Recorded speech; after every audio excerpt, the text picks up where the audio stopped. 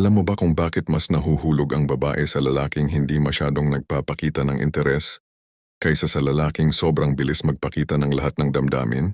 Hindi ito tungkol sa pagiging malamig o walang pakialam. Hindi rin ito tungkol sa paglalaro ng puso. Ito ay tungkol sa isang sinaunang karunungan na natuklasan ng mga Stoic philosopher 2,000 taon na ang nakakaraan. Isang prinsipyo na hanggang ngayon ay gumagana pa rin sa modernong mundo ng pag-ibig. Ako ay may kaibigan. Tawag natin siyang Miguel. Isa siyang matinong lalaki. Mabait, masipag, may pangarap sa buhay. Pero may isang malaking problema si Miguel pagdating sa babae. Kapag may gusto siyang babae, ginagawa niya ang lahat. Araw-araw na good morning at good night messages. Palaging available. Laging nag-aalok tumulong. Binibigyan ng bulaklak. Sinusundo at hinahatid. Lahat ng oras at atensyon ay nakatuon sa babae. At alam mo ang nangyari. Palagi siyang napapasama sa friend zone. Palagi siyang naririnig ang linya na, "Ang bait mo kasi, ayokong masira ang friendship natin." O kaya naman, "Hindi kita nakikita na more than friends. Ngunit may isa pang kaibigan ako." Tawag natin siyang David. Ito ay kabaligtaran ni Miguel. Hindi naman masama si David, pero hindi siya yung tipo ng lalaking mag-aaksaya ng oras sa isang babae na hindi sigurado sa kanya. May sariling mundo si David. May mga layunin. May mga pangarap, may mga ginagawa. At ang babae, bahagi lang ng buhay niya, hindi sentro. At alam mo ang nakakataka? Mas maraming babae ang interesado kay David kaysa kay Miguel. Bakit? Dahil sa isang simpleng prinsipyo ng human psychology na naintindihan ng mga Stoics matagal na. Ang halaga ng isang bagay ay nakadepende sa hirap na makuha ito. Bago natin simulan, nais kong magpasalamat sa mga loyal kong subscribers sa patuloy na pagsuporta sa aking channel. Kayo ang inspirasyon ko sa paggawa ng mga bagong content. Kung bago ka sa channel ko, comment mo na kung taga saan ka. Tingnan natin ang realidad ng karamihan sa mga lalaki ngayon. Kapag nakita nila ang isang babaeng gusto nila, maganda, mabait, matalino, ano ang unang reaksyon nila? Agad-agad silang gumagawa ng paraan para makuha ang atensyon niya. Sunod-sunod ang chat, puro react sa lahat ng posts, puro komento, puro like, parang isang tuta na naghihintay ng atensyon mula sa amo. At sa simula mukhang gumagana. Sumasagot naman ang babae, nakikipag-usap. Pero habang tumatagal, unti-unti nang nawawala ang interes niya. Unti-unti nang nag-iiba ang trato niya. Mula sa masayang pakikipag-usap, naging maikling sagot na lang. Mula sa excited na mga reply, naging, "Haha, at sige na lang." Mula sa palaging available, naging busy ako at chat na lang tayo mamaya. At ang lalaki, nalilito, nasasaktan, hindi maintindihan. Bakit ganito? Ginawa ko naman ang lahat, binigay ko ang lahat ng oras ko, pinakita ko kung gaano ko siya kamahal. Bakit parang wala na siyang pakialam? Ito ang tunay na problema. Hindi naiintindihan ng karamihan sa mga lalaki na ang sobrang pagpapakita ng interes ay hindi nakakagawa ng attraction. Sinisira nito. Isipin mo ang isang rare na libro, isang limited edition na may ilang kopya lang sa buong mundo. Kung makakakuha ka ng ganitong libro, hahawakan mo ba ito ng basta-basta? Iiwan mo ba ito kung saan-saan? Hindi. Aalagaan mo. Pagtutuunang pansin mo. Magiging mahalaga sa'yo. Ngayon isipin mo ang isang libro na makikita mo kahit saan. Nasa bawat tindahan, nasa bawat bahay, nasa bawat sulok ng kalye. Magiging mahalaga ba sa iyo ang ganitong libro? Hindi gaanong. Pareho lang ang prinsipyo sa pag-ibig. Kapag sobra mong pinakita na available ka palagi, na wala kang ibang ginagawa kundi ang isipin siya, na wala kang sariling mundo bukod sa kanya, nawawala ang iyong halaga sa mata niya. Hindi dahil masama ang babae, hindi dahil ingrata siya, kundi dahil ganyan talaga ang human nature. Ang mga bagay na madaling makuha ay hindi masyadong pinahahalagahan. Si Marcus Aurelius, ang isa sa mga pinakadakilang Stoic Emperor ng Rome, ay nagsabi, "Ang halaga ng bawat tao ay katumbas ng mga bagay na pinahahalagahan niya." Kapag ang tanging bagay na pinahahalagahan mo ay ang isang babae, at ipinakita mo ito ng malinaw, ano ang magiging halaga mo sa mata niya? Mababa. Dahil wala kang ibang mundo, wala kang ibang layunin, wala kang sariling buhay. At alam mo ang mas nakakalungkot pa dito? Hindi lang nawalan ng interes ang babae. Nagsimula pa siyang manghanap ng iba. Nagsimula siyang lumingon sa ibang lalaki. Sa mga lalaking hindi naman ganoon ka-available. sa mga lalaking may sariling mundo, sa mga lalaking hindi nag-aaksaya ng oras sa kanya. At ikaw, nandiyan ka pa rin, naghihintay, umaasa, nag-aantay ng reply sa text message mo, nag-aantay ng pagbabago ng isip niya, nag-aantay ng isang pagkakataon. Pero habang ikaw ay naghihintay, siya ay gumagalaw na. Kasama na niya ang ibang lalaki. Tumatawa na sa mga joke ng iba. Nag-e-enjoy na sa presensya ng iba. At ang pinakamasakit, yung lalaking kasama niya ngayon ay hindi naman nag-try ng ganoon kahirap. Hindi naman nag-send ng good morning messages araw-araw. Hindi naman naging tuta na sumunod sa kanya. Hindi naman nag-aksaya ng lahat ng oras para sa kanya. Bakit? Dahil alam ng lalaking iyon ang prinsipyo na hindi mo alam. Ang babae ay hindi nahuhulog sa desperasyon. Ang babae ay nahuhulog sa lalaking may sariling mundo, may sariling direksyon, may sariling layunin. Epictetus, ang isa pang dakilang Stoic philosopher, ay nagsabi, ang mga tao ay hindi nababalisa dahil sa mga bagay, kundi dahil sa kanilang mga opinyon tungkol sa mga bagay. Sa madaling salita, hindi ang babae ang problema. Ang problema ay ang iyong pananaw tungkol sa kung paano dapat mangyari ang pag-ibig. Naniniwala ka na ang pagmamahal ay pagbibigay ng lahat, na ang pagmamahal ay pagsuko ng iyong sariling mundo para sa mundo niya, na ang pagmamahal ay pagpapakita na siya ang sentro ng iyong universe. Pero mali ka. Ang tunay na pagmamahal, ang uri ng pagmamahal na lumilikha ng lasting attraction ay hindi ganyan. Ang tunay na pagmamahal ay nagsisimula sa pagmamahal sa sarili, sa pagkakaroon ng sariling mundo na interesante, sa pagkakaroon ng mga layunin na mas mataas pa sa pagkuha ng atensyon ng isang babae, sa pagkakaroon ng respeto sa sariling oras at halaga. Dahil kapag mayroon ka nito, hindi ka na desperado. Hindi ka na nag-aaksaya ng oras sa mga taong hindi ka pinapahalagahan. Hindi ka na tumatakbo ng mabilis sa isang babae na tumakbo ng mas mabilis palayo sa iyo. At ito ang nakakatakot na katotohanan na hindi mo gustong tanggapin. Habang ikaw ay nag-aaksaya ng oras sa isang babae na hindi interesado sa iyo, may ibang babae na sana ay interesado sa iyo. Pero hindi mo siya napapansin dahil nakafocus ka sa maling tao. Habang ikaw ay naghihintay ng text message mula sa kanya, may ibang babae na naghihintay na mapansin mo siya, pero wala kang oras dahil abala ka sa pag-antay. Habang ikaw ay nag-iisip kung paano mo siya makukuha, may ibang babae na nag-iisip kung paano kanya makukuha, pero hindi mo siya binibigyan ng pagkakataon dahil isa ka lang na mundo ang nasa isip mo. Ito ang tunay na gastos ng desperasyon. Hindi lang ang oras at emosyon na winaldas mo, kundi ang mga oportunidad na nawala dahil sa iyong kabuwagan. Ngayon, ano ang solusyon? Ang solusyon ay hindi ang maging malamig, hindi ang maging walang pakialam, hindi ang maglaro ng mga laro sa puso. Ang solusyon ay ang maging isang stoic sa pag-ibig. At ano ba ang ibig sabihin nito? Una sa lahat, kailangan mong maintindihan ang prinsipyo ng dichotomy of control na itinuro ni Epictetus. May mga bagay na nasa kontrol mo at may mga bagay na wala sa kontrol mo. Nasa kontrol mo ang iyong mga aksyon, ang iyong mga salita, ang iyong mga desisyon, ang iyong pag-develop sa sarili, ang iyong mga layunin, ang iyong pag-uugali. Pero wala sa kontrol mo ang damdamin ng ibang tao, ang desisyon ng isang babae, ang kung sino ang pipiliin niya, ang kung kailan siya mahuhulog sa iyo. At taodaan ang unang hapang sa breeding stoic sa pag-ibig ay tumuon sa mga bagay na nasa kontrol mo. Tigilan ang pag-worry sa mga bagay na wala sa kontrol mo. Kapag nag-send ka ng message sa isang babae, nasa kontrol mo ang content ng message mo, ang tono, ang timing. Pero wala sa kontrol mo kung kailan siya mag-reply, kung mag-reply man siya. Kaya ano ang dapat mong gawin? I-send mo ang message at pagkatapos ay bumalik ka sa iyong buhay.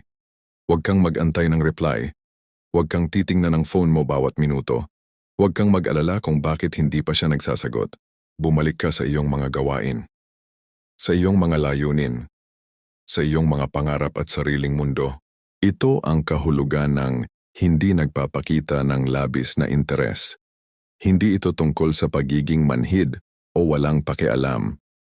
Ito ay tungkol sa pagkakaroon ng perspektibo na ang babae ay hindi ang sentro ng iyong mundo, kundi bahagi lang ng mas malaking buhay na binubuo mo. Ikalawa, kailangan mong isabuhay ang prinsipyo ng amor fati, ang pag-ibig sa kapalaran. Si Friedrich Nietzsche, na lubhang naimpluwensyahan ng Stoicism, ay nagsabi, ang aking formula para sa kadakilaan sa isang tao ay amor fati. na wala kang ibang gustong, sa harapan at sa likuran, sa buong walang hanggan. Hindi lamang tanggapin ang kinakailangan, lalo na huwag itong itago. Ang idealism ay kasinungalingan sa harap ng kinakailangan, pero mahalin ito. Sa konteksto ng pag-ibig, ito ay nangangahulugan ng pagtanggap sa kung ano ang nangyayari. Kung interesado ang babae, magaling. Kung hindi, magaling din. Hindi ka mag-iipon ng galit. Hindi ka magiging bitter. Hindi ka magsasabi na lahat ng babae ay pareho. Hindi ka magdedwell sa rejection. Tatanggapin mo ito bilang bahagi ng proseso, bilang bahagi ng journey, bilang isang karanasan na magtuturo sa iyo ng mahalagang lesson tungkol sa buhay at sa sarili mo. At ang pinakamahalaga, hindi ito makakaapekto sa iyong self-worth. Dahil alam mo na ang halaga mo ay hindi nakadepende sa pag-approve ng isang babae. Ang halaga mo ay nanggagaling sa loob, sa uri ng tao ka, sa mga ginagawa mo, sa mga pinahahalagahan mo. Ikatlo, kailangan mong isabuhay ang premeditatio malorum. Ang practice ng pag-iisip ng mga posibleng masamang bagay na maaaring mangyari. Bago ka lumapit sa isang babae, isipin mo na ang worst case scenario, hindi ka niya pinapansin, nire-reject ka niya, nire-ghost ka niya, nakikipag-usap siya sa iba, at tanungin mo ang sarili mo, kung mangyari ito, makakapatay ba sa akin? Masisira ba ang buhay ko? Magiging wala na ba akong halaga? Ang sagot, syempre, ay hindi. Ang buhay mo ay magpapatuloy. Ang mga pangarap mo ay nananatili. Ang halaga mo ay hindi bumababa. Ang mundo ay hindi nagtatapos. At kapag na-realize mo ito, nawawala ang takot. Nawawala ang desperasyon. Nawawala ang pangangailangan na kontrolin ang sitwasyon o pilitin ang isang babae na magustuhan ka. Dahil alam mo na okay ka lang kahit ano pa ang mangyari. At ito ang ironic na parte. Kapag nawala ang desperasyon mo, doon ka nagiging mas attractive.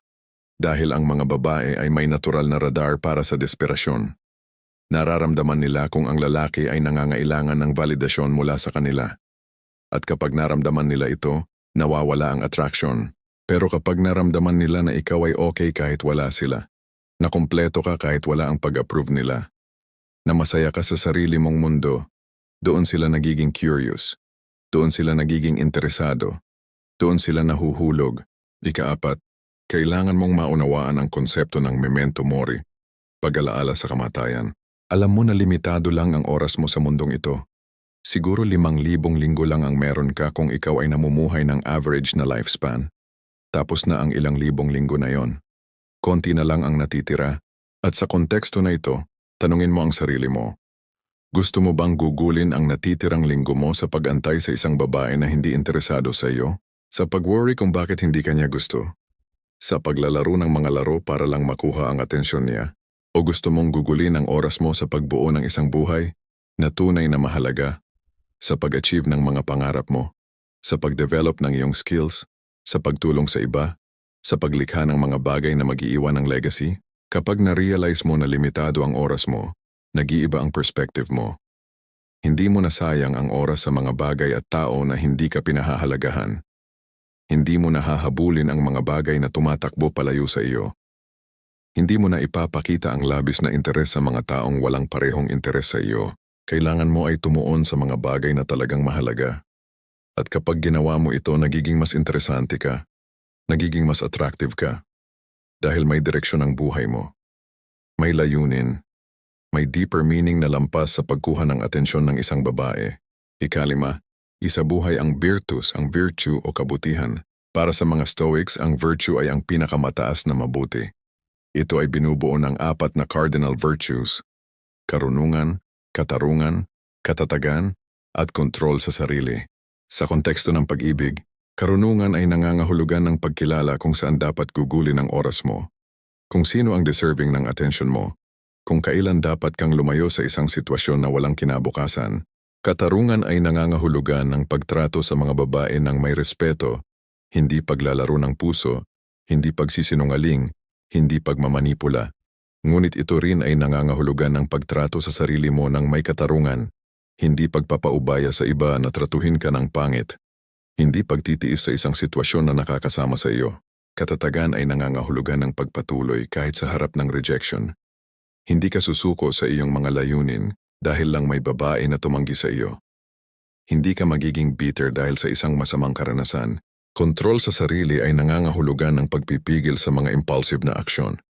Hindi ka magsisend ng 200 mensahe sa isang babae na hindi sumasagot. Hindi ka maghahabol ng desperado. Hindi ka gagawa ng mga bagay na ikakahiya mo mamaya. Kapag nagsabuhay ka ng mga virtue na ito, nagiging iba ang dating mo. Hindi ka na parang lahat ng ibang lalaki na desperado at walang direksyon. Naging lalaki ka na may prinsipyo, may integridad, may self-respect, at ito ay napakahalagang attractive quality. Ika-6, kailangan mong isabuhay ang negative visualization. Bago ka pa mahulog sa isang babae, isipin mo na mula sa simula, ito ay temporary. Maaari kaming maghiwalay, maaari siyang magbago ng isip, maaaring hindi ako ang para sa kanya. Hindi ito negativity, hindi ito pessimism, ito ay realism. Dahil ang totoo walang garantiya sa pag-ibig. Walang kasiguraduhan, lahat ay maaaring magbago. At kapag naintindihan mo ito, hindi ka masyadong mag-i-invest ng iyong buong pagkatao sa isang babae na hindi pa sigurado sa iyo. Hindi mo ibibigay ang lahat ng oras, atensyon at emosyon mo sa isang tao na baka iwanan ka rin bukas. Hindi ito tungkol sa pagiging selfish. Ito ay tungkol sa pagiging practical at matalino. Bibigyan mo siya ng oras pero hindi lahat ng oras mo. Ipapakita mo ang interes pero hindi labis. Mamahalin mo siya pero hindi sa puntong makakalimutan mo ang sarili mo. At ang irony, ito ang uri ng lalaki na mas gusto ng mga babae. Dahil alam nilang hindi ka desperado. Alam nilang may sarili kang mundo. Alam nilang hindi ka dependent sa kanila para sa kaligayahan mo. Kaya bumalik tayo sa tanong. Bakit nga ba mas nahuhulog ang babae sa lalaking hindi nagpapakita ng labis na interes? Dahil ang lalaking hindi nagpapakita ng labis na interes ay may mga katangiang ito. Una, mayroon siyang sariling mundo. Hindi siya umiikot sa babae. Meron siyang mga layunin, mga pangarap, mga ginagawa na mas mataas pa sa paghabol sa isang babae. Ikalawa, meron siyang self-respect. Hindi niya sayang ang oras sa mga taong hindi siya pinahahalagahan. Hindi siya desperado. Hindi siya nag-aaksaya ng emosyon sa mga bagay na wala sa kontrol niya. Ikatlo, may kumpiyansa siya. Hindi dahil perpekto siya, kundi dahil alam niya ang halaga niya. Alam niya na kahit hindi siya gusto ng isang babae, may iba pang babae na makakakita ng halaga niya. Ika-4, hindi siya predictable. Hindi siya yung tipo ng lalaki na laging available, laging naghihintay, laging nandyan. Minsan nandyan siya, minsan wala. Minsan nag-text siya, minsan hindi. Hindi dahil naglalaro siya ng games, kundi dahil may sarili siyang buhay. At ikalima, alam niya kung kailan lumayo. Kapag nakita niyang ang isang babae ay hindi interesado, hindi siya nagstay at nagtry ng nagtry. Lumalayo siya. Bumabalik siya sa sarili niyang mundo. Nagpapatuloy siya. Ito ang uri ng lalaki na hinahanap ng mga babae. Hindi dahil perpekto siya, kundi dahil kompleto siya kahit wala ang babae. At ito ay nakaka-attract. Si Marcus Aurelius ay nagsabi, walang taong mas malas kaysa sa taong palaging nakikiusap sa fortune. Sa pag-ibig, walang mas hindi attractive kaysa sa lalaking palaging nakikiusap ng atensyon, palaging nangangailangan ng validation, palaging umaasa na manotice. Ang attractive na lalaki ay ang lalaking kompleto sa sarili niya. Ang lalaking may mundo na bukod sa babae. Ang lalaking alam na ang pag-ibig ay bonus sa buhay, hindi ang buong buhay mismo. Kaya kung gusto mong maging attractive sa mga babae, tigilan mo ang pagiging desperado. Tigilan mo ang pagpapakita ng labis na interes. Tigilan mo ang pag-aksaya ng lahat ng oras mo sa isang tao na hindi sigurado sa iyo. Bumalik ka sa sarili mo. Buuin mo ang buhay mo. Abutin mo ang mga pangarap mo. Maging interesante. Maging mas malakas. Maging mas malalim. At kapag ginawa mo ito, makikita mo na ang babae ay hindi na kailangan habulin. Dahil dadating sila sa iyo, hindi dahil naglaro ka ng games, kundi dahil nakita nila sa iyo ang isang lalaking may halaga, may direksyon, may sariling mundo na gusto nilang maging parte. Ang mga ideya na nagsasabi na ang pag-ibig ay dapat dramatic, na ang pag-ibig ay dapat puno ng panliligaw, na ang pagmamahal ay dapat ipakita sa pamamagitan ng constant attention at validation. Ngunit ang katotohanan, kabaliktaran ng lahat ng ito. Ngayon, tutuldukan natin ang mga maling akala na ito. Isa-isa, detalyado, nang walang paligoy-ligoy. Una, ang pag-ibig ay dapat na priority mo. Ang unang maling akala na dapat mong alisin sa isipan mo ay ito, na kapag gusto mo ang isang babae, dapat siya ang priority mo. Dapat siya ang sentro ng mundo mo. Dapat lahat ng desisyon mo ay nakabase sa kanya. Ito ang itinuturo ng mga romance movies. Ang bida ay sumusuko ng lahat para sa babae. Ang bida ay nag-aaksaya ng lahat ng oras niya para makuha ang atensyon ng babae. At sa huli, nakukuha niya ang babae dahil sa kanyang persistence at dedication. Ngunit sa real life, ito ay disaster recipe. Dahil kapag ginawa mo ang isang babae na priority mo, bago pa man kayo mag-boyfriend-girlfriend, ipinakita mo sa kanya na wala kang sariling mundo, na wala kang sariling direksyon, na ang buhay mo ay umiikot lang sa kanya. At ito may red flag para sa mga babae. Bakit? Dahil alam ng mga babae na ang lalaking walang sariling mundo ay eventually magiging needy, clingy, at possessive.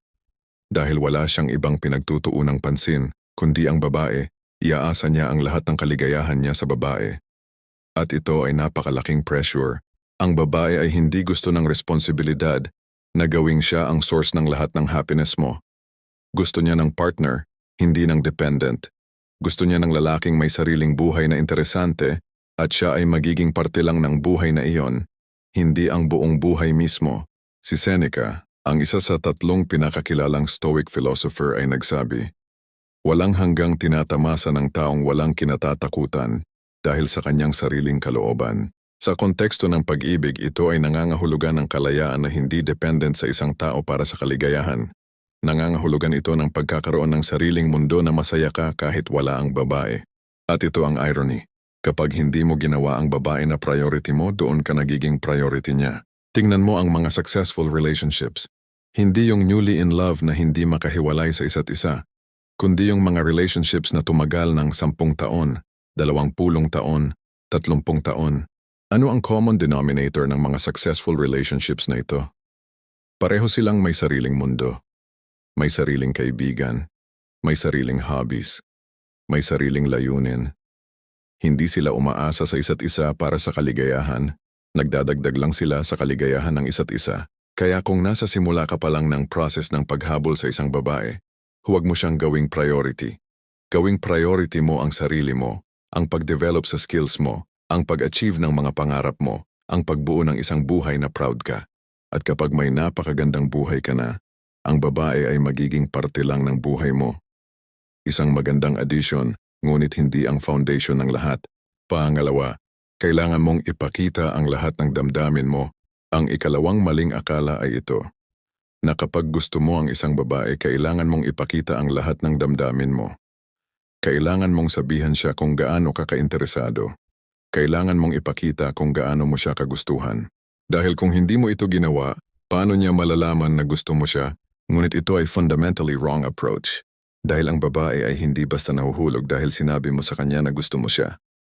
Ang babae ay nahuhulog dahil sa naramdaman niya pagkakasama ka. Maraming lalaki ang nagkakamali dito. Iniisip nila na kapag sinabi nila sa babae na crush kita o gusto kita o special ka sa akin, doon magsisimula ang attraction. Ngunit ang totoo doon nagtatapos ang attraction. Bakit? Dahil nawala ang mystery.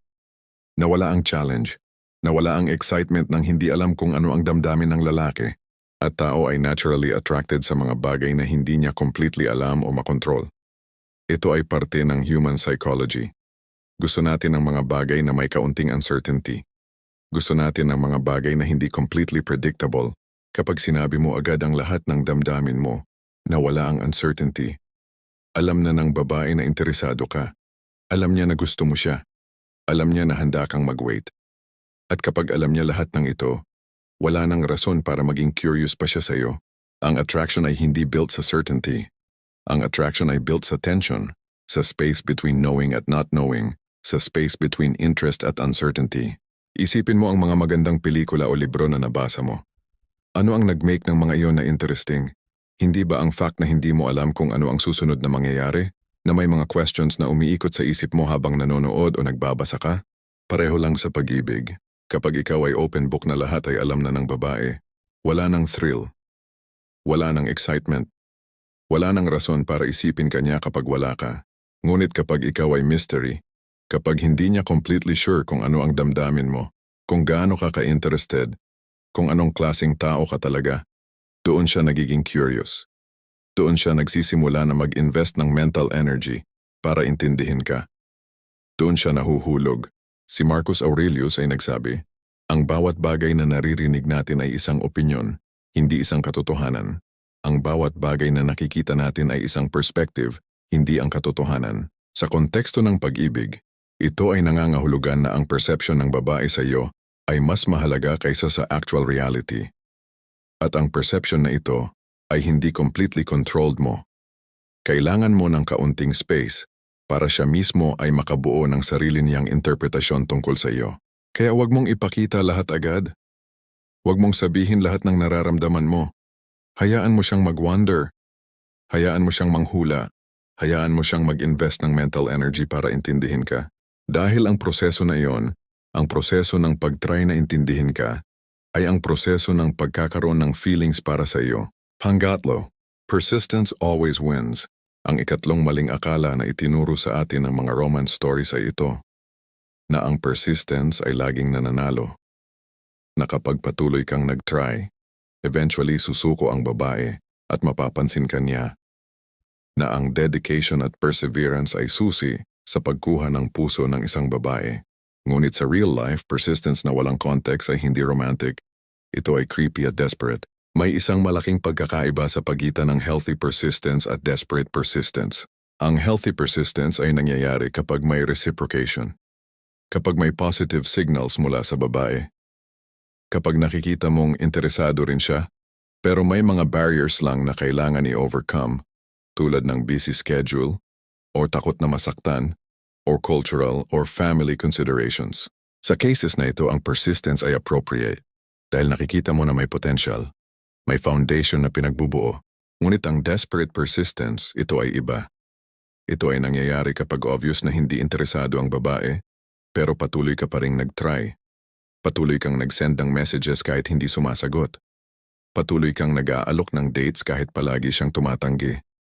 Patuloy kang nag-aaksaya ng oras at emosyon sa isang tao na clearly hindi ka pinahahalagahan. And ito ay hindi admirable, ito ay pathetic. Dahil ang persistence na ito ay hindi nagmumula sa kumpiyansa o determinasyon. Ito ay nagmumula sa takot. Takot na hindi ka makakahanap ng iba. Takot na ito na ang huling chance mo. Takot na hindi ka sapat para sa ibang babae. At alam ng mga babae ang difference.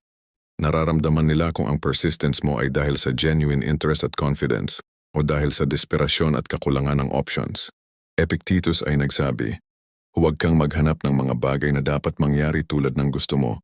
Sa halip, naisin ang mga bagay na nangyayari tulad ng pagkakaganyari at ikaw ay magsisaya. Sa konteksto ng pag-ibig, ito ay nangangahulugan ng pag-accept ng reality. Kung hindi ka gusto ng babae, tanggapin mo. Huwag kang mag-insist. Huwag kang mag-persist sa isang sitwasyon na walang kinabukasan. Dahil ang persistence na walang reciprocation ay hindi lamang walang silbi. Ito ay nakakapinsala sa iyo. Nasisira nito ang self-respect mo. Nasisira nito ang perception ng iba tungkol sa iyo. At nasisira nito ang opportunities mo na makahanap ng isang babae na truly interesado sa iyo. Isipin mo ang oras at energy na winawaldas mo sa isang babae na clearly hindi ka gusto. Ang emotional toll ng patuloy na rejection. Ang opportunity cost ng hindi pagbibigay ng atensyon sa ibang babae na potentially interested sa iyo. Lahat ng ito dahil sa isang maling paniniwala na ang persistence ay always wins. Ngunit ang totoo, ang persistence ay wins lang kapag may potential. Kapag wala, ang persistence ay hindi katatagan, ito ay kahibangan. Pang-apat, kailangan mong maging perpekto. Ang ika-apat na maling akala ay ito, na para magustuhan ka ng isang babae, kailangan mo maging perfect. Kailangan mong walang flaws. Kailangan mo laging sabihin ang tamang bagay, gawin ang tamang aksyon, ipakita ang tamang persona. At dahil sa belief na ito, maraming lalaki ang nagiging fake. Nagpapanggap sila na iba sila. Tinatago nila ang tunay nilang personality. Sumusubukan nilang maging kung ano ang akala nila gusto ng babae. Ngunit ito ay self-defeating strategy. Dahil una, hindi mo naman talaga alam kung ano ang gusto ng specific na babae. Ang babae ay hindi monolithic group. Hindi sila lahat ay gustong-gusto ang same type ng lalaki. May iba't ibang preferences sila. May iba't ibang priorities. May iba't ibang values. Ang akala mong gusto niya ay possible na hindi niya gusto. At ang tinatago mong parte ng personality mo ay possible na ang exact na parte na gusto niya. Kaya kapag nag-pretend ka, ang possibility ay dalawa. Una, malaman niya eventually na fake ka at mawala ang trust. Ikalawa, magustuhan ka niya dahil sa fake persona mo at makakuha ka ng relationship based sa kasinungalingan. At eventually mag-crush ito kapag nalaman niyang hindi ka ang akala niya. Si Marcus Aurelius ay nagsabi, "Mabuti ang buhay kapag masaya tayo dahil sa ating sariling mga gawa." Ito ay nangangahulugan ng authenticity, ng pagiging totoo sa sarili, ng pagiging proud sa kung sino ka kahit may mga flaws ka. Dahil ang attraction ay hindi built sa perfection. Ang attraction ay built sa authenticity, sa pagkakaroon ng personality na genuine, sa pagiging comfortable sa sariling balat, sa pag-acknowledge ng mga weaknesses habang proud pa rin sa mga strengths. At alam mo ang irony? Ang mga lalaking komportable sa sarili nila, kasama ang kanilang mga flaws, ay mas attractive kaysa sa mga lalaking trying to be perfect. Bakit? Dahil ang perfection ay intimidating at unrealistic. Nakikita ng babae sa perfect na lalaki na imposible siyang matugunan, na palagi siyang ma-pressured na maging perfect din, na walang room para sa mistakes, na walang space para sa vulnerability. Ngunit ang lalaking comfortable sa imperfections niya, ito ay inviting, ito ay relatable, ito ay human. At ang babae ay hindi nahuhulog sa perfection, nahuhulog sila sa humanity, sa genuine na connection, sa feeling na comfortable sila to be themselves dahil comfortable ka sa sarili mo. Kaya tigilan mo ang paghabol sa perfection, tigilan mo ang pagpapanggap na iba ka. Be yourself, ang best version ng yourself, pero still yourself. Dahil ang babae na mahuhulog sa tunay na ikaw ay ang babae na magmamahal sa iyo ng totoo. Hindi yung babae na mahuhulog sa fake persona na ipinakita mo. Panglima, kailangan mo ng closure. Ang ikalimang at huling maling akala na pag-uusapan natin sa part na ito ay ito. Na kapag nag-fail ang pag-pursue mo sa isang babae, kailangan mo ng closure. Kailangan mong malaman kung bakit. Kailangan mong maintindihan kung ano ang mali. Kailangan mong makausap siya ng maayos para may ending. Ngunit ang totoo, ang closure ay isang illusion. Ito ay isang konsepto na ginawa ng mga tao para bigyan ng meaning ang mga bagay na walang simple explanation. Dahil maraming beses, walang specific reason kung bakit hindi ka gusto ng babae. Hindi dahil may specific na mali sa'yo. Hindi dahil may ginawa kang specific na bagay. Kundi dahil lang hindi kayo compatible. Dahil lang hindi kanya type. Dahil lang may iba siyang mas gusto. At kahit sabihin niya sa'yo ang reason, possible na hindi iyon ang buong katotohanan. Possible na excuse lang iyon para hindi ka masaktan. Possible na hindi niya rin alam ang exact reason, basta wala lang siyang nararamdaman. Kaya ang habulin ng closure ay useless endeavor. Dahil una, walang guarantee na makakakuha ka ng satisfying answer. At pangalawa, even kung makakuha ka ng answer, hindi ito mag-change ng outcome. Hindi ka pa rin niya gusto. Seneca ay nagsabi, ang ilang bagay ay nasa kontrol natin at ang ilang bagay ay wala. Ang opinion ay nasa kontrol natin.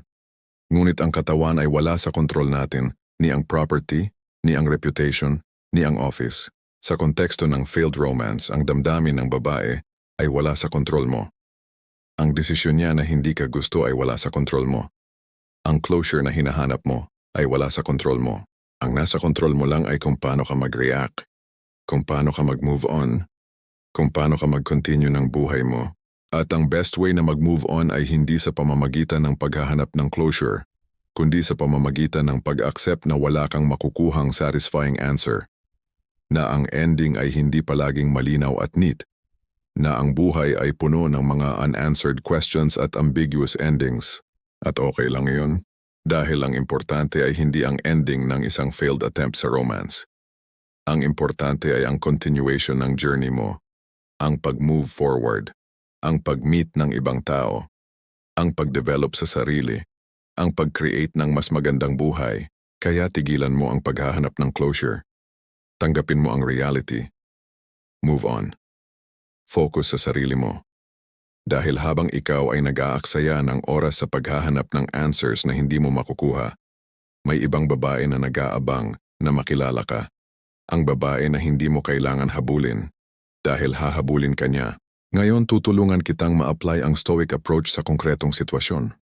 Bibigyan kita ng guide na magagamit mo sa simula na makilala mo ang isang babae hanggang sa pagbuo ng relationship, hanggang sa pag-handle ng rejection kung mangyari man. Ito ay hindi theoretical. Ito ay practical. Ito ay actionable.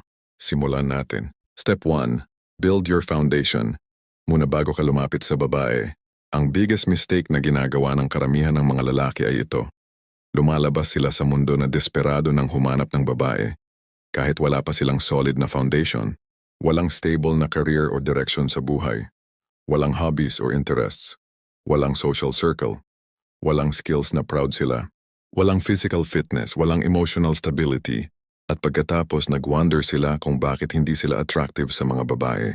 Pero isipin mo, kung ikaw ay babae, pipiliin mo ba ang lalaking wala pang direksyon sa buhay?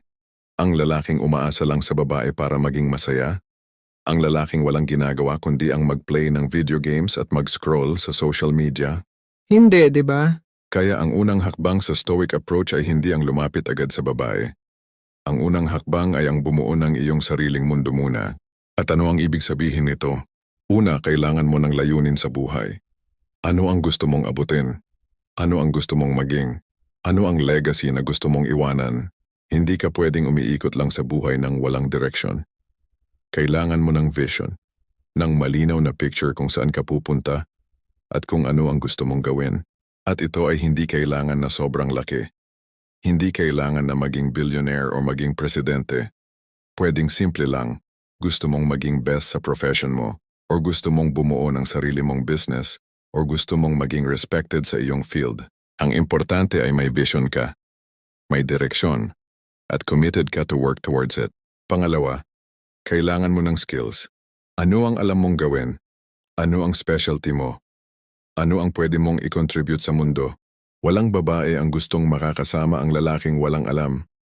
Gusto nila ng lalaking may expertise sa isang bagay, kahit ano pa man iyon. Pwedeng sa music, sa sports, sa business, sa arts, sa technology. Kahit ano, basta may alam ka at mahusay ka doon. Kaya mag-invest sa sarili mo. Matuto ng bagong skills. Maging mahusay sa ginagawa mo. Maging isang expert sa iyong field. Pangatlo, kailangan mo ng physical presence. Hindi ito tungkol sa pagiging sobrang gwapo o sobrang tangkad. Ito ay tungkol sa pag-aalaga sa sarili mo, sa pag-exercise, sa paglilinis, sa pagdamit ng maayos, sa pagiging presentable. Dahil ang physical presence mo ay reflection ng kung gaano mo pinahahalagahan ang sarili mo. Kung hindi mo inaalagaan ang katawan mo, ano ang message na sinasabi mo sa mundo?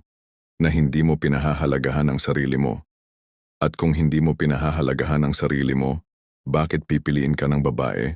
Kaya mag-gym, mag-exercise, kumain ng maayos, matulog ng sapat, magsuot ng damit na bagay sa iyo, magpagupit ng regular, alagaan ang sarili.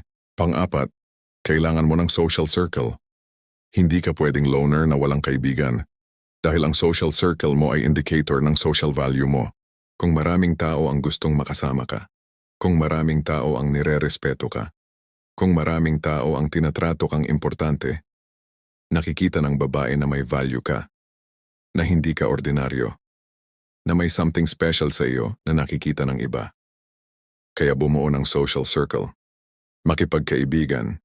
Maging active sa community mo. Lumahok sa mga events. Maging kilala bilang isang sociable at likable na tao. At panglima, kailangan mo ng emotional stability. Hindi ka pwedeng emotionally dependent sa iba. Hindi ka pwedeng nag-iiba ng mood depende sa external circumstances. Hindi ka pwedeng madaling mawasak ng rejection o failure. Kailangan mo ng inner peace, ng ability na maging okay kahit ano pa ang nangyayari sa labas.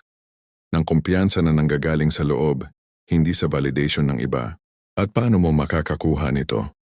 Sa pamamagitan ng stoic practices na napag-usapan natin, meditation, journaling, negative visualization, memento mori. Kapag na-build mo na ang foundation na ito, hindi ka na desperado. Hindi ka na nangangailangan ng babae para maging kompleto. Dahil kompleto ka na sa sarili mo. At ito ay nararamdaman ng mga babae. Alam nila kung sino ang desperado at kung sino ang confident. Alam nila kung sino ang may solid foundation at kung sino ang wala. Kaya bago ka lumapit sa kahit sinong babae, siguruhing solid na ang foundation mo. Dahil ito ang magiging source ng kumpiyansa mo, hindi ang artificial confidence na pinipilit mo, kundi ang natural confidence na nanggagaling sa knowledge na may silbi ka, may halaga ka, may contribution ka sa mundo. Step 2. Ang tamang approach sa pag-meet ng babae. Ngayong solid na ang foundation mo, ready ka nang lumapit sa mga babae. Pero may tamang approach dito na aligned sa Stoic principles. Una, huwag mong gawing goal ang makakuha ng girlfriend. Gawing goal mo ang makilala ang interesting na tao. Ano ang difference? Kapag ang goal mo ay makakuha ng girlfriend, ang focus mo ay sa outcome. Naka-pressure ka na kailangan kanyang gusto. Naka-pressure ka na kailangan mo siyang ma-impress. Naka-pressure ka na kailangan mong maging successful sa pag-pursue mo sa kanya. At dahil sa pressure na ito, nagiging tense ka. Nagiging try-hard, nagiging hindi natural. Ngunit kapag ang goal mo ay makilala lang ang interesting na tao, wala nang pressure. Wala nang specific outcome na kailangan mo abutin. Gusto mo lang kilalanin siya, makausap siya, malaman kung interesting siya o hindi.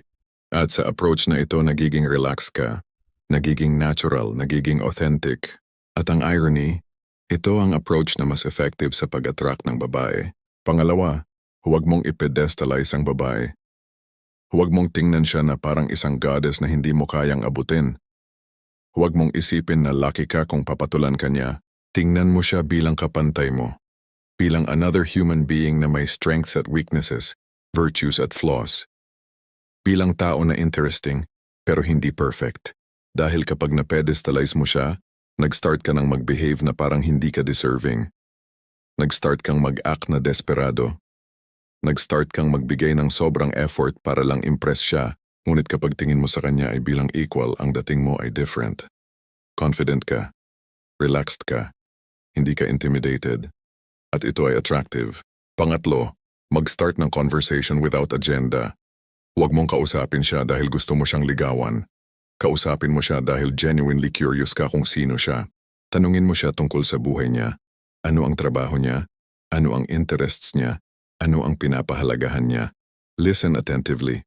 Mag-follow up ng intelligent questions. Show genuine interest sa kung sino siya bilang tao. At huwag mong gawing lahat tungkol sa'yo. Huwag mong i-dominate ang conversation para lang ipakita kung gaano ka-amazing. Balance mo ang pag-share tungkol sa sarili mo at ang pag-learn tungkol sa kanya. Dahil ang goal ay connection, hindi impression. Pangapat, mag-show ng personality mo. Kasama ang iyong sense of humor, ang iyong opinions, ang iyong quirks. Huwag kang mag-play safe na boring. Huwag kang mag-pretend na iba ka. Dahil remember, authenticity ay attractive. Ang boring at safe ay hindi. Kung may something funny na pumasok sa isip mo, sabihin mo. Kung may opinion ka na different sa kanya, share mo. Kung may interest ka na unusual, pag-usapan mo. Ang importante ay makita niya ang tunay na ikaw. Ang ikaw na may personality, may opinions, may depth. At panglima, huwag mong i-extend ng sobra ang first interaction. Kapag may good conversation kayo, tapos na maganda ang flow, okay na. Sabihin mo na, kailangan mo nang umalis. May gagawin ka, may pupuntahan ka, may obligations ka. Bakit? Dahil gusto mo siyang iwanang wanting more. Gusto mo siyang iwanang nag-iisip tungkol sa'yo. Gusto mo siyang iwanang nag-wonder kung kailan kayo ulit magkikita. Kapag ini-extend mo ng sobra ang interaction, nawawala ang excitement, nawawala ang mystery, nauubos ang topics na mapag-uusapan. Ngunit kapag iniwanan mo siya sa high note, habang masaya pa ang conversation, habang interesado pa siya, maaalala ka niya, iisipin ka niya, at doon nagsisimula ang attraction. Kaya tandaan, first interaction is just the beginning. Huwag mong i-rush. Huwag mong i-force. Hayaan mo itong mag-develop naturally. Step 3, ang art ng follow-up. Matapos ang first interaction, nandito na ang crucial part, ang follow-up. At dito usually nag-fail ang karamihan ng mga lalaki dahil ginagawa nila ang either too much or too little. Too much. Sunod-sunod na messages. Araw-araw na chat. Palaging nag-i-initiate ng conversation. Laging available. Parang desperado na hindi makahintay na makausap ulit ang babae. Too little. Walang follow-up. Hindi na nag-message. Nag-wait ng ilang linggo bago ulit lumapit. Parang walang nangyari sa first interaction. Ang Stoic approach ay nasa gitna. Balanced, intentional at strategic. Una, mag-wait ng 1 to 2 days bago ka mag-send ng first message after the first interaction. Huwag ka agad mag-message pagkatapos maghiwalay kayo. Dahil gusto mo siyang mag-miss ka, Although slight lang, hindi naman sobra. At kapag nag-message ka, make it casual and reference-based. Reference mo ang something na napag-usapan ninyo sa first interaction para makita niya na naalala mo ang conversation ninyo at na-value mo iyon. Halimbawa, "Hey, naalala ko yung sinabi mo tungkol sa topic. Na-curious ako ng tanong related sa topic." O kaya, "Natawa ako sa something funny na napag-usapan ninyo. Naisip ko lang ikaw habang related experience." Ang point ay mag-open ng natural na conversation, hindi yung "kumusta ka" na generic at boring. Pangalawa, huwag kang maging always available. Huwag mo replyan agad lahat ng messages niya. Huwag kang palaging online. Huwag kang palaging free para sa kanya. Bakit? Dahil kailangan niya na makita na may buhay ka, na may ginagawa ka, na hindi ka nag-aantay lang sa kanya. Kaya kung nag-message siya, okay lang na mag-reply ka after ilang oras. Okay lang na hindi ka agad makakasagot dahil busy ka. Okay lang na hindi ka always available para sa kanya. Hindi ito paglalaro ng games. Ito ay simpleng reflection ng reality, na may buhay ka bukod sa kanya, at ito ay attractive. Pangatlo, balance mo ang ratio ng initiation. Hindi ikaw lagi ang nag-i-initiate ng conversation. Dapat may times din na siya ang mag-initiate. Kung napapansin mong ikaw lagi ang nag-start ng conversation, huminto ka. Tignan mo kung mag-reach out siya. Kung hindi, ito ay sign na hindi siya interesado, at okay lang yon. Move on ka na. Pero kung nag-reach out siya, magaling. Ito ay sign na interesado rin siya. Continue mo ang build-up ng connection. Pang-apat, mag-escalate gradually. Mula sa text messages, mag-transition kayo sa phone calls. Mula sa phone calls, mag-transition kayo sa actual meetups. Mula sa casual meetups, mag-transition kayo sa more intimate dates. Huwag ka mag-rush.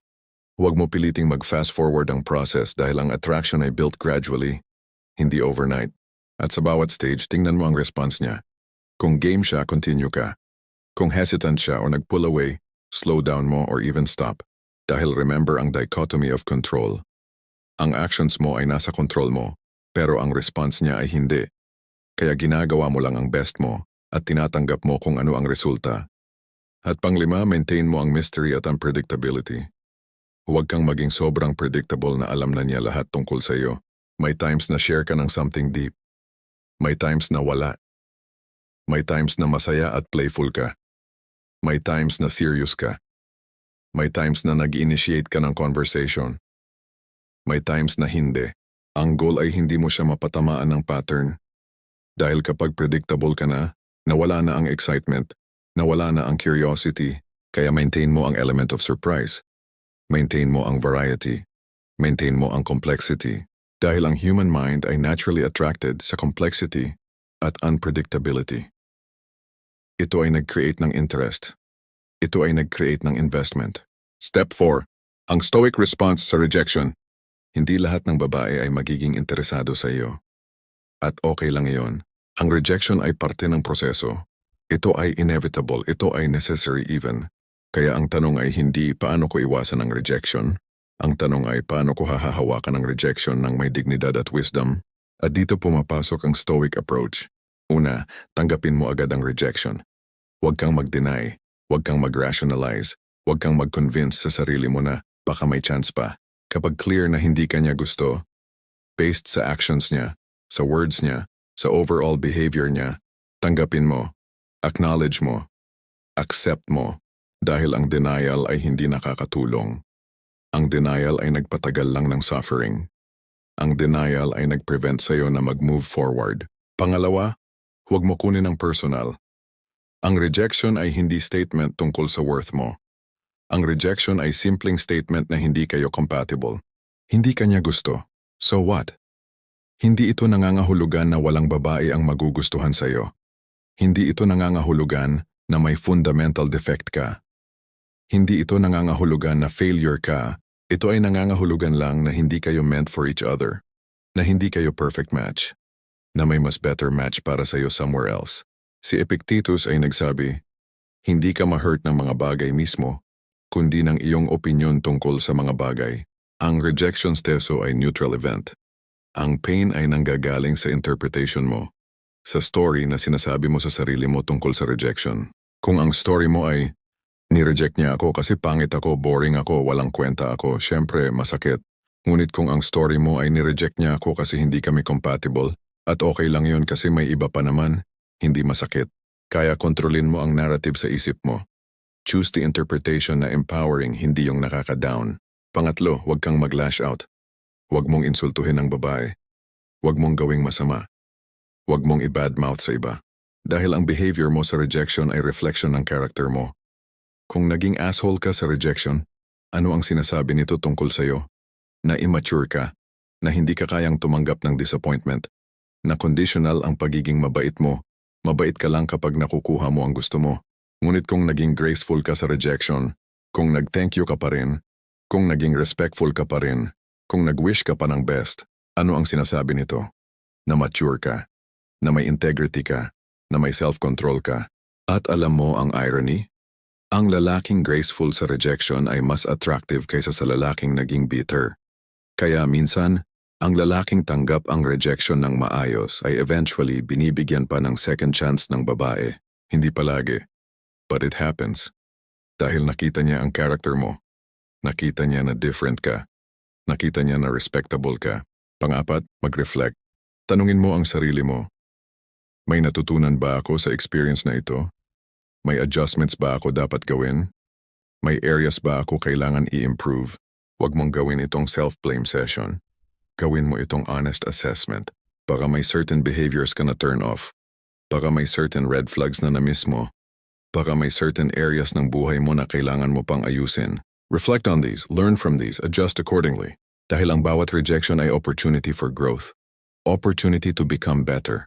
Opportunity to improve ang approach mo. At panglima, move on agad. Huwag kang mag-dwell. Huwag kang mag-stalk sa social media. Huwag kang mag-hope na magbabago ang isip niya. Move on. Return to your world, return to your goals, return to your life. At kung ready ka na ulit, lumapit ka sa ibang babae. Dahil maraming babae sa mundo. Hindi lang isa. At ang isa sa kanila ay compatible sa iyo. Kailangan mo lang siya hanapin. Step 5. Ang pag-build ng healthy relationship. At finally, let's say na naging successful ka. May babae nang interesado sa'yo. Naging kayo na. Congratulations. Ngunit ang stoic approach ay hindi nagtatapos sa pag-get ng relationship. Ito ay continuing practice sa pag-maintain ng healthy relationship. Kaya mga final reminders. Una, huwag mong kalimutan ang sarili mo. Kahit naging kayo na, maintain mo pa rin ang sariling mundo mo. Ang hobbies mo, ang friends mo, ang goals mo. Dahil ang babae ay nahulog sa lalaking may sariling mundo. Kung nawala ang mundo mo pagka naging kayo na, nawala rin ang attraction. Pangalawa, practice mo pa rin ang dichotomy of control. May mga bagay tungkol sa kanya na hindi mo makontrol. Ang moods niya, ang decisions niya, ang reactions niya. Focus ka lang sa part mo, sa pagiging best partner na pwede mo. Pangatlo, communicate openly pero hindi desperately. Express mo ang feelings mo pero huwag ka maging needy. Share mo ang concerns mo, pero huwag ka maging controlling. Pang-apat, accept na ang relationships ay may ups and downs. Hindi palaging perfect. May times na okay kayo, may times na hindi. At okay lang yon. Part ito ng journey. At panglima, love her pero never more than you love yourself. Dahil ang healthy relationship ay hindi built sa pagsuko ng sarili para sa iba. Ito ay built sa dalawang complete individuals na nag-decide na mag-share ng journey together. Ito ang stoic approach sa pag-ibig. Hindi perfect, hindi easy, pero tested ng panahon. Proven ang experiences ng libu-libong taong lalaki bago sa iyo. Gamitin mo ito, isabuhay mo. At makikita mo, ang babae ay hindi challenge na kailangan mong talunin. Ang babae ay simply another human being na pwede mong makilala, ma-appreciate at ma-build ng connection kung compatible kayo. At kung hindi, okay lang. May iba pa. Keep going. Keep building. Keep growing. Ngayong naintindihan mo na ang basic framework, pag-usapan natin ang mas advanced tactics na rarely discussed pero extremely effective. Ang strategic withdrawal, isa sa most powerful moves na pwede mong gawin ay ang strategic withdrawal. Ang act ng pag-pull back kapag napapansin mong nag-i-invest ka na ng sobra habang siya ay hindi. Halimbawa, napapansin mong ikaw lagi ang nag-i-initiate. Ikaw lagi ang nag-a-adjust ng schedule. Ikaw lagi ang nag-i-effort. Habang siya, passive lang, reactive lang. Nandyan lang kapag convenient. Ano ang stoic response? Pull back completely. Hindi dahil nagtampo ka. Hindi dahil gusto mong makaganti. Kundi dahil nire-respect mo ang sarili mo. Dahil alam mo na ang oras at energy mo ay valuable at hindi mo ito sayang sa taong hindi nagbibigay ng equal investment.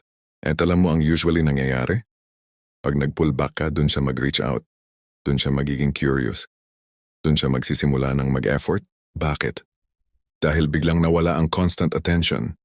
Biglang nawala ang predictable presence mo. At ang absence mo ay nag-create ng void na gusto niyang punan. Ngunit may importante ditong reminder. Ang strategic withdrawal ay hindi manipulation tactic. Ito ay genuine act of self-respect. Kaya kahit hindi siya mag-reach out, okay ka pa rin. Dahil nag-decide ka na based sa iyong values, hindi based sa expected outcome. Ang power ng no, isa pang advanced tactic. Matutong magsabi ng no sa babae, kahit na gusto mo siya. Kapag nag-invite siya ng date pero may importante kang commitment, sabihin mo, hindi ako available that day. May importante akong ginagawa. How about alternative date? Kapag nag-request siya ng favor na hindi mo comfortable, sabihin mo, sorry, hindi ko kaya yan. Pero pwede ko gawin, alternative solution. Kapag nag-expect siya ng something na unreasonable, sabihin mo, I understand, pero hindi ko yan pwedeng ibigay. Bakit ito powerful? Dahil ipinapakita mo na may boundaries ka, na hindi ka yes man na gagawin lahat para sa kanya, na may standards ka at principles mo. At ang babae ay nire-respeto ang lalaking may boundaries. Dahil alam nila na ang lalaking walang boundaries ay eventually magiging doormat. At walang babae ang gustong doormat na boyfriend. Kaya practice the art of saying no. Hindi yung rude or dismissive na no, kundi yung respectful pero firm na no. Ang concept ng abundance mentality, maraming lalaki ang may scarcity mentality. Iniisip nila na kapag may babae nang nag-show ng interest, dapat nila hawakan ng mahigpit. Dapat hindi palampasin. Dahil baka wala ng iba. Ngunit ang stoic approach ay abundance mentality. Ang belief na maraming opportunities sa mundo. Na hindi lang isang babae ang compatible sa iyo. Na kapag nawala ang isa, may darating na iba. At kapag may abundance mentality ka, nag-iiba ang behavior mo. Hindi ka clingy. Hindi ka possessive. Hindi ka nagpapanik kapag may sign na kayo ay mag-grow apart. Dahil alam mo, may iba pa. May mas better match pa. May mas compatible pa. At alam mo ang irony? Ang lalaking may abundance mentality ay mas attractive kaysa sa lalaking may scarcity mentality. Dahil ang scarcity mentality ay nag-reek ng desperasyon, habang ang abundance mentality ay nag-exude ng confidence. Kaya pag-develop mo ang abundance mentality. At ang paraan para dito, mag-work sa sarili mo. Mag-improve continuously. Mag-expand ng social circle mo. Mag-expose sa maraming opportunities. Dahil ang abundance mentality ay hindi kalokohan lang, ito ay based sa reality. Kapag nag-invest ka sa sarili mo, marami talagang opportunities na darating. Hindi mo kailangan mag-pretend. Kahit alam mo na ang framework, may mga common pitfalls na madaling mahulog ang kahit sino. Pag-usapan natin ito para maiwasan mo. Pitfall number 1, overthinking.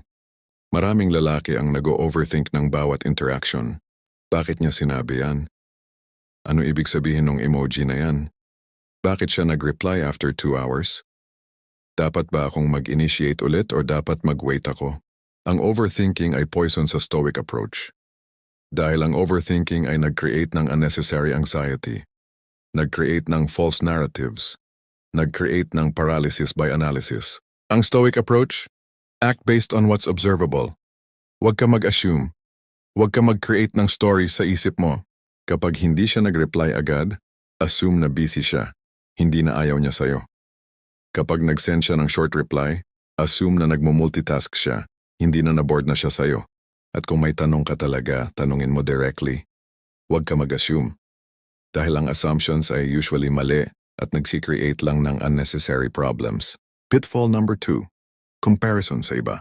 Isa pang common mistake. Ini-compare mo ang sarili mo sa ibang lalaki. Sa ex niya, sa mga friends niya, sa mga nakikita mo sa social media niya.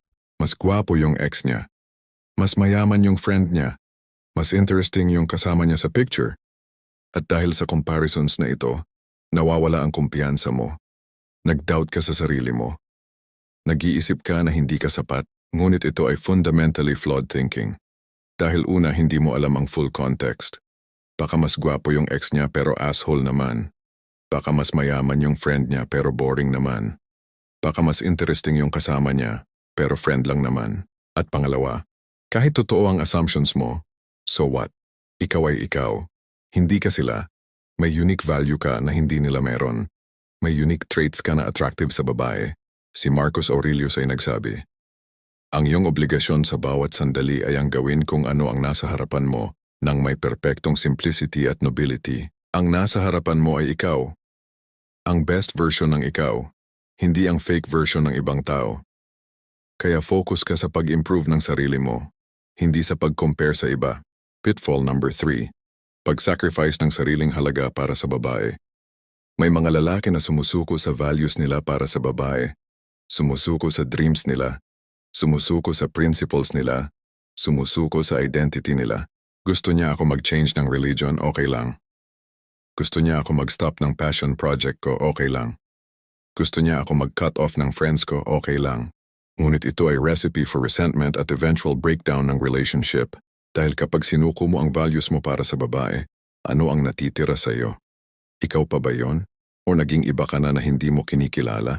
At eventually, magsisisi ka. Magsisimula kang mag-resent. Magsisimula kang magtanong, worth it ba ito? Ang Stoic approach? Never sacrifice your core values para sa kahit sino. Ang babae na nagmamahal sa iyo ay tatanggapin ka kasama ang values mo. Ang babae na humihingi sa iyo na baguhin ang core identity mo ay hindi ang tama para sa iyo. Kaya tandaan, compromise is okay. Flexibility is okay. Pero ang pag-abandon ng fundamental values mo, never. Pitfall number 4. Pag-tolerate ng toxic behavior.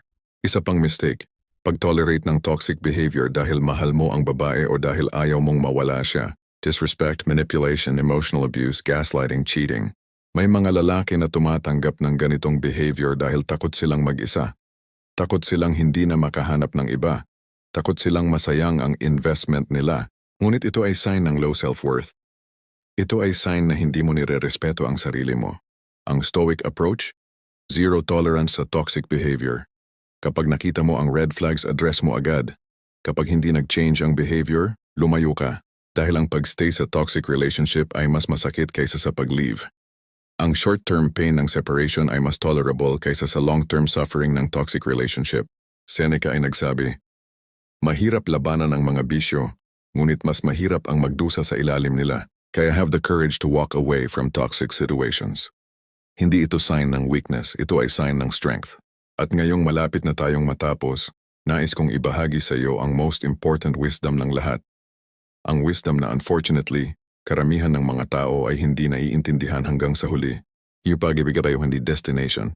Yung pag-ibig ay practice. Maraming tao ang iniisip na ang goal ay makakuha ng girlfriend o mag-asawa o makahanap ng forever. At kapag naabot na nila ito tapos na, success na. Ngunit ito ay maling perspective. Dahil ang relationships ay hindi static. Ang relationships ay dynamic. Nag-change, nag-i-evolve, nag-grow o nag-decay depende sa effort na binibigay. Kaya ang Stoic approach sa pag-ibig ay hindi one-time achievement. Ito ay daily practice, ang practice ng pagiging best version ng sarili mo, ang practice ng respect at boundaries, ang practice ng emotional regulation, ang practice ng amor fati. Bawat araw ay opportunity to practice these principles. Bawat interaction ay opportunity to apply these lessons. Bawat challenge ay opportunity to strengthen these values. At kapag nag-approach ka sa pag-ibig as practice rather than destination, nag-iiba ang perspective mo. Hindi ka nagpipanik kapag may problems. Hindi ka nag-giving up kapag may challenges. Dahil alam mo na ito ay parte lang ng journey, ng continuous journey of growth and learning. May isa pang important Stoic concept na applicable dito, ang idea ng preferred indifferent. Para sa mga Stoics, ang virtue lang ay truly good. Lahat ng iba, pera, fame, relationships, ay indifferent. Hindi sila truly good or bad in themselves. Ngunit may mga indifferent na preferred. Ibig sabihin okay sana kung meron pero okay pa rin kung wala. At ito ang dapat mong perspective sa pag-ibig. Preferred indifferent, sana ay may relationship ka. Sana ay may babae ka na mahal ka at minamahal mo. Pero kung wala, okay ka pa rin. Dahil ang worth mo ay hindi nakadepende sa relationship status mo. Ang worth mo ay nakadepende sa virtue mo, sa kung anong klaseng tao ka, sa kung paano ka nag-treat ng iba, sa kung paano ka nag-contribute sa mundo. At kapag naintindihan mo ito, free ka na. Free ka from desperasyon. Free ka from neediness. Free ka from fear of rejection. Dahil alam mo, single man ka o in a relationship ka, ang value mo ay pareho. Ang worth mo ay constant. Ang ultimate goal, eudaimonia. At finally, ang ultimate goal ng Stoic philosophy ay hindi ang pag-ibig. Ang ultimate goal ay eudaimonia, ang flourishing life, ang good life, ang meaningful existence. At ang pag-ibig, isa lang itong component ng eudaimonia. Important pero hindi lahat. May iba pang components. Ang purpose mo sa buhay, ang contribution mo sa society, ang relationships mo sa pamilya at kaibigan, ang health mo, ang continuous growth mo bilang tao. Kaya huwag mong gawing center of your universe ang pag-ibig. Gawing isa lang sa mga important parts ng well-rounded life mo. Dahil ang lalaking may balanced life, ang lalaking may meaningful work, strong friendships, healthy body, continuous learning, at contribution sa others, ay ang lalaking tunay na attractive. Hindi lang sa babae, kundi sa buhay mismo. At ito ang irony ng ironies. Kapag tumigil ka ng paghabol sa pag-ibig bilang main goal, dun ka nagiging most attractive. Dahil nakikita ng babae na kompleto ka, na may direksyon ka, na may meaning ang buhay mo kahit wala sila. At ang uri ng babaeng attract mo, hindi yung desperado rin, kundi yung babae na kompleto rin sa sarili niya. Yung babae na may sariling mundo, sariling pangarap, sariling value. At kapag nagkatagpo kayo, dalawang complete individuals na nag-decide to share a journey together, doon nagsisimula ang tunay na meaningful relationship. Hindi based sa neediness, kundi based sa mutual respect, shared values, at genuine connection. Kaya ngayong alam mo na ang buong framework, ano ang dapat mong gawin ngayon? Una, tigilan mo ang pag-aksaya ng oras sa mga babae na clearly hindi interesado sa iyo. Lumayo ka. Mag-move on ka. Bumalik ka sa sarili mo. Pangalawa, mag-invest sa foundation mo. Mag-gym.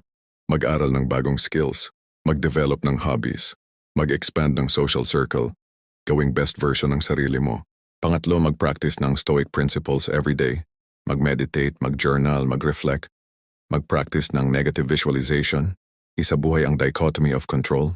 Pang-apat, kapag ready ka na, lumapit ka sa mga babae gamit ang framework na natutunan mo. With confidence, with authenticity, with respect sa sarili mo at sa kanila. And pang-lima, tandaan mo palagi, ang pag-ibig ay bonus, hindi requirement para sa masayang buhay. Sana meron.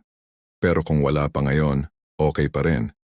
Dahil ang journey mismo, ang pag-build ng best version mo, ang pag-live ng life aligned sa values mo, ang pag-contribute sa mundo, ay already fulfilling.